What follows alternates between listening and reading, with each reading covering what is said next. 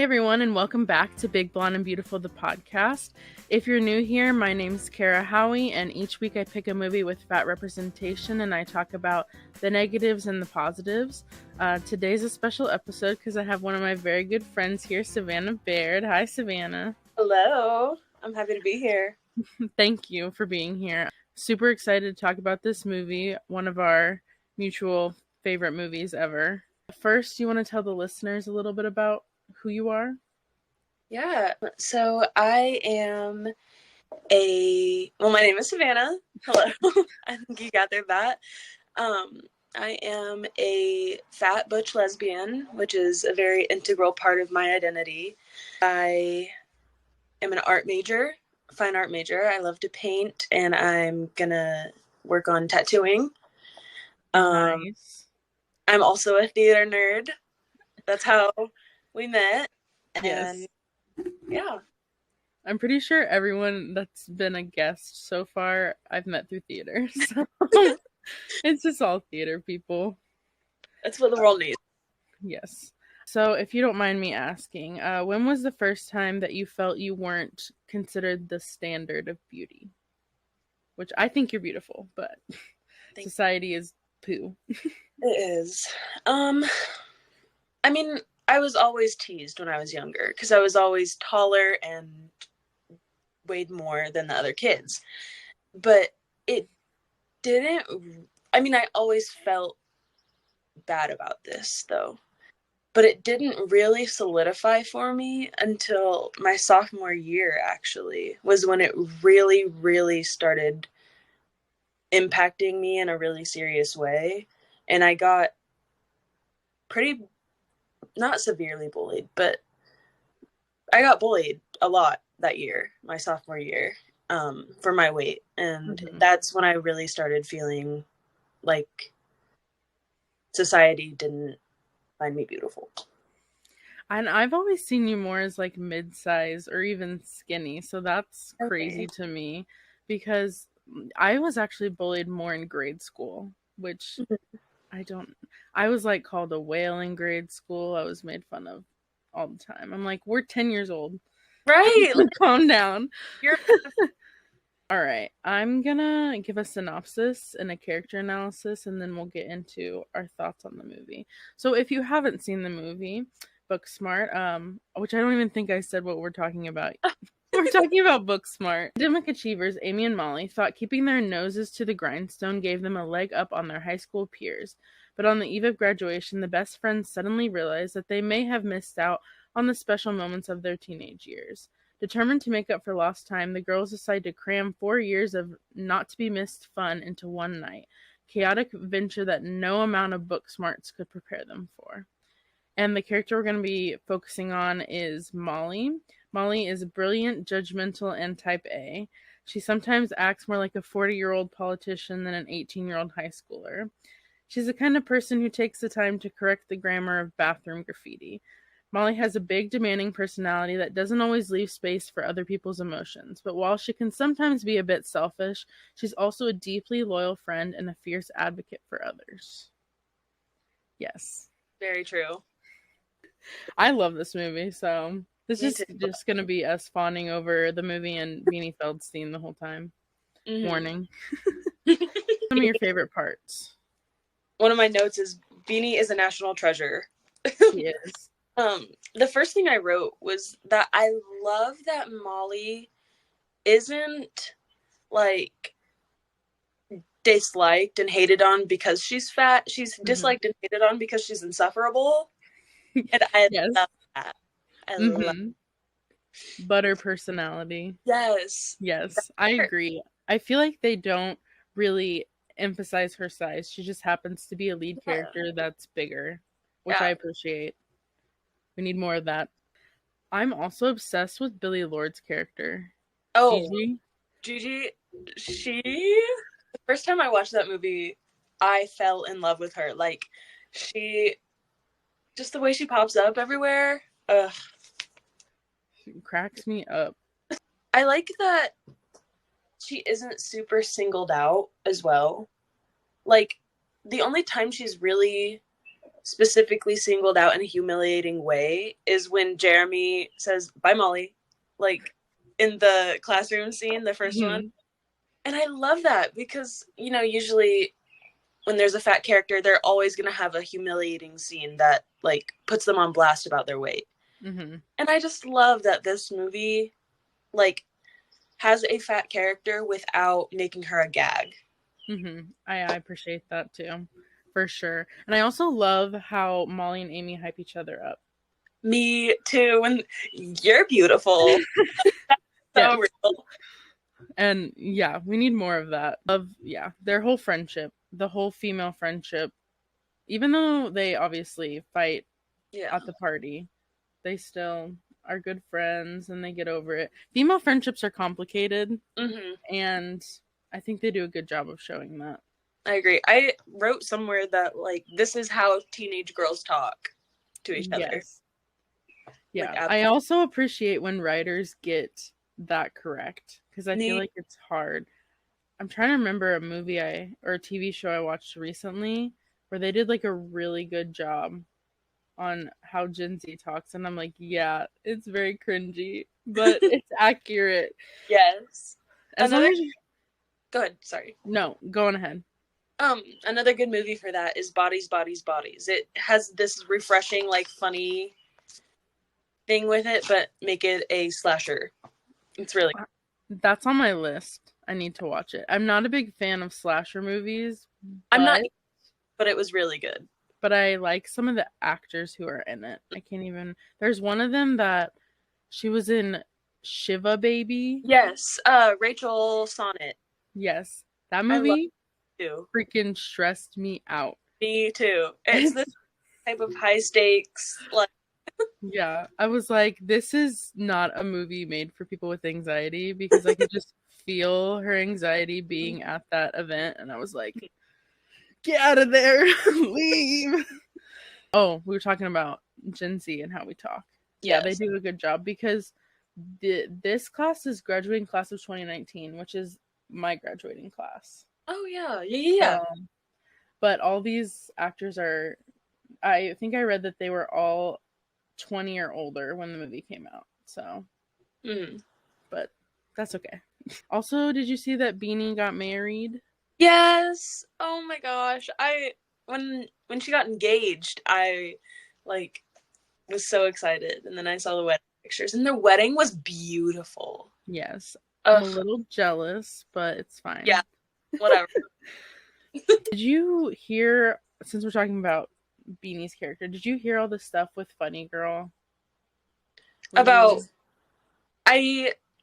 most of it, I think, how she was the lead, and then somehow now we live in a universe where Rachel Berry lives on into the real... I don't want to be in that universe, but here we are. No, so people were criticizing her before they even heard her because of her size, and then the costumer, so the finale dress had like sleeves when Beanie was on, but literally the second Beanie left, they switched the costume to be sleeveless and to show more. I was like, that's messed up. That makes me so mad. I know. And for two theater people, you know, theater's always been a safe space. Yeah. And that didn't feel like a safe space for Beanie, which sucks. She can come to DLO. Yeah, I don't think she'll want to. No offense to DLO, but I don't know about that.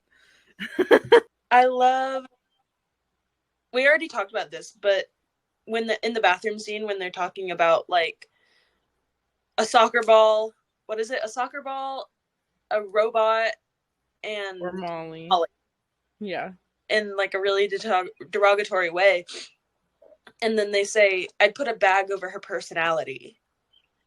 I cringed the first time. Like, I braced myself the first time I watched this movie for, like, them to be mean about her size. And then I heard about her personality, and I was like, oh my gosh. Like, it was so refreshing to, I mean, as I've said, to have her hated on for being insufferable and annoying and not because of her size. Which she definitely can be. She gives me Leslie Knope vibes. Yeah. Like, she Yes. bulldozes over everyone else. Yes. She's It's very. like, yeah. In Parks and Rec, there's a scene where her and Anne are talking about how Leslie bulldozes everyone. And Anne's like, you made me watch all 7 Harry Potter movies. I don't even like Harry Potter. And Leslie goes, what do you mean? You've seen all 7 movies. I don't remember the character's name, but the guy who kind of has a crush on Molly. Jeremy. I kind of wish they would have ended up together. Just because, I don't know. I love that actor. Did they? They kissed at graduation. They did. I guess neither one of them, like, ended up in a relationship. They were just, like, talking to the person. Yeah. So. I like that.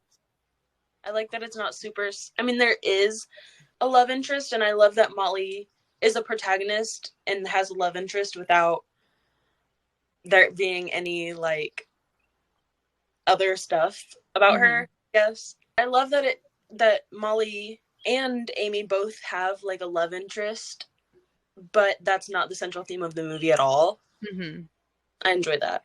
Yeah. I always found the, like, whole Nick thing, I don't know, the weird La La Land-esque Yeah. I'm like, why? Do you understand why they did that? Because I don't know if I do. I think it was just because, like, Molly felt like she was being swept off her feet as soon as they saw each other, type of thing. But I did like how they did a full dance, like picking her up and everything. Like, it was beautiful. Mm-hmm. Last time I watched that scene, I was like, that was kind of weird. I mean, I watched it 6 times now, so yeah. I lost track of how many times I've seen it. It's definitely a comfort movie of mine. Mm-hmm. Absolutely. I watch it all the time. One thing about the party scene is when Molly and Nick are talking about, like, I think it's Molly and Nick. I was starting to doze off at this part. But, like, the people he goes after are skinny and blonde and cheerleaders, and I'm not any of that, so why would he like me? That is real. That is so real. Yes, and unfortunately, he still has that type. Her name's Ryan. I found it. Ryan, yes. Plot twist, Ryan and Nick are hooking up at least. I don't know if they're dating, but Ryan definitely gives off lesbian vibes. Yeah. Oh my god. Amy says, not as sharp as your chin. About it all the time. Also, completely kind of off topic, I love Amy's parents. Oh, me too. The part where they say, we're probably just going to do a Korean face mask. And her mom says, I don't need to know. That's so funny. The best. And then they have all the, like, graduation themed food. And they're only in it I think they're only in that scene. Mm-hmm. But it's memorable. It is. An interesting scene is the doll scene. Oh, yeah. I like the line, these proportions are insane. Where's my chub? That Where's Molly. my chub? Yes. I love that. I think it's so, like... Yes. I think it also shows that these two, well, especially Amy, these girls that are very body positive and try not to, like, fall into the standard beauty are still susceptible to standard beauty, because Amy's like, wait, everything's like, I got big boobs, like, it's all smooth, I'm hairless, and Molly's like, this is not accurate. And I'm like, I like Molly wasn't the one falling to that, though. Yes. Yeah. And then also, put your foot in my cornhole. That whole thing. The treasure. Definitely the first time I watched that scene, I was like, I don't know if I like this part. Just because it's so weird. But no, the whole movie is... I was so sad when all that came out about, like, Olivia Wilde and Florence Pugh, like, not getting along. Because I like loved Olivia Wilde's directing Hmm. in this movie. Me too. I don't know how to feel. I Like don't I either. also love Florence. Yeah. So I'm not super familiar with Florence's work. Oh, don't hate on me, y'all. no, Sorry. you're fine, but I highly recommend. But how do you feel about Hope? I love her. Really? Because I don't like her. Really? Well, Yeah. she's my type. So, Yeah. I could see that. mhm. Yes. Um, Um she's not but I'm too sensitive for that. yeah, I get that. I get that a lot. The bathroom scene between her and Amy makes me ill. Like when I realize it's that time and I realize what's about to happen and I'm about to witness it again, I feel sick. Like the secondhand embarrassment from that scene, I feel. Oh, it's sick. We It's have a sick. we have a friend, I'm not going to name names on the podcast, but had a similar situation with their first time. So I'm not going to name names. I'll Yeah, tell we. you after the podcast. The Hope's definitely mean. I don't know if I feel Mhm. like she doesn't have like like a motive Yeah, to be that mean. She just is that way. I feel Which is like could fine. have used a lot of progression. Like a lot. If we saw her more, then it would have been better, I think. Mhm. Also, a Diana Silvers fan, so that makes me biased as well. The car robbing scene cracks me up. Oh, yeah. With their hair, like, and the voice. And the guy is like, don't trust people. He's like, and detailing how he Yeah. could literally kidnap them. And that's how that saves them in the end. Yes. Because then they're like, we know this guy. Mm-hmm. We'll trade it. I think my favorite line in the entire movie is when they get to the theater kids party, the murder mystery, and he goes, "You are the hideous, barren orthodontist," and she says, "Why am I barren?" And then a few seconds later, she says, "This just says orthodontist." The whole theater kid thing, we have to talk about that because Noah, I love him so much. Mm-hmm. He's so talented and so funny. And his whole character. When he says, "Nobody's winning in that outfit," like that is real. Yes. And then I just like the cringeness and seriousness of theater kids in high school. Because it is that serious. It is. People He's, that didn't know that it really is that serious. it really is. Honestly, I'm surprised none of us hosted like a murder mystery dinner party. We did other things, aka Gabby's basement. I was literally thinking Gabby's basement party. There's I don't know if you've seen it, but there's like an old SNL skit with Lin-Manuel Miranda, and it's called like the Crucible Cast Party. If you haven't seen it, you have to watch it because it is the most accurate thing. It's like talking about how there's like a million versions of Sprite at the party, and the girls, yes, and the girls hitting on like all the gay guys, and We have not lived an original experience. no, we haven't. I was like, that's dang. crazy. The Sprite is crazy. Alan, when he's they're talking about auditions for is it Shakespeare in the park or whatever? Lot. Oh, in the parking lot, that's what it was. And Alan's like, I'm offer only. Yeah. That's so real. Yes. And then he says, "My summer in Barcelona." That's what it was, the Barcelona. Yeah. That's what I was thinking of. Like that. Like, yes, that's how you pronounce it. But also Barcelona. Yes. Absolutely. Love, love, love.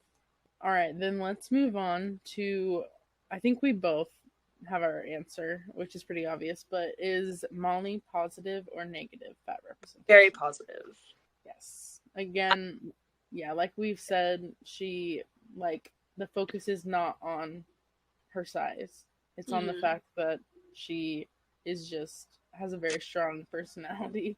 Yeah. I feel like I've had a lot of negative ones recently that I've recorded. Yeah, she's definitely positive representation. Love Beanie. She deserved better on Broadway. Deserves the world. I highly doubt you're watching this, Beanie, but we love you. We love you, girl. Please follow us. No. Caitlin Dever, if you're listening, love you too. Yes. I wanted to mention that I like how Amy doesn't slut shame Annabelle. Yes. There's a lot of slut shaming from everyone else. Yes. I love that. They call her Triple A. And I also love how when she's in the car with Molly, she's like, this is what I was doing to those guys, and like picking them up. And she's like, okay, yes, I also blew them, but like, what am I gonna do? Have sex in my parents' house? I was like, the line, I'm incredible at hand jobs, and I also got a 1560 on the SATs. Like, that is scripture. She's multi-talented. Yeah. 10 out of 10 recommend. Anyone who hasn't seen it and is listening, go watch it right now. Right now. You'll fall in love with it. And I don't like rated R comedies normally. Me either. Find them, they're so stupid. I also really hate like the bodily fluid gags, like in Bridesmaids when they like shit themselves and just stuff like that. I'm not a fan of that. I don't think there's really, I mean, Amy pukes, but it's not like a joke. Yeah. So there's none, but pretty much any comedy that I found that's written / directed by a woman is good. Men should not be directing comedies. It's so bad. That part. Because... Yeah. But anyway, I don't like those types of movies normally, but I love this movie, so definitely recommend. I am in the same boat with that. Yeah. All right, I think that's all for this episode. Thanks, Savannah, for being here. For having me. Yeah. Is there anything that you want to plug, like music, performances, social media? We're not doing any performances at the moment, but we are working on scheduling some. My band has an Instagram at Fletcher and Baird, Baird for Baird. We play some 90s alternative, some indie, some rock, some country, some Taylor Swift. And yeah, keep an eye out for posts about future gigs. Are you guys recording anything to be released, or are you just doing live stuff right now? We are just doing live stuff right now. We're working on writing music, though. Nice. Yes. All right. You can also follow the podcast on TikTok at bbb.thepodcast and Instagram at bbb.podcast. You can also follow me on Instagram at Carolina Howie. Please rate us 5 stars and share this podcast. Thank you all for listening to this episode. I hope you enjoyed it. And until next week, stay fat and fabulous. Bye. Bye.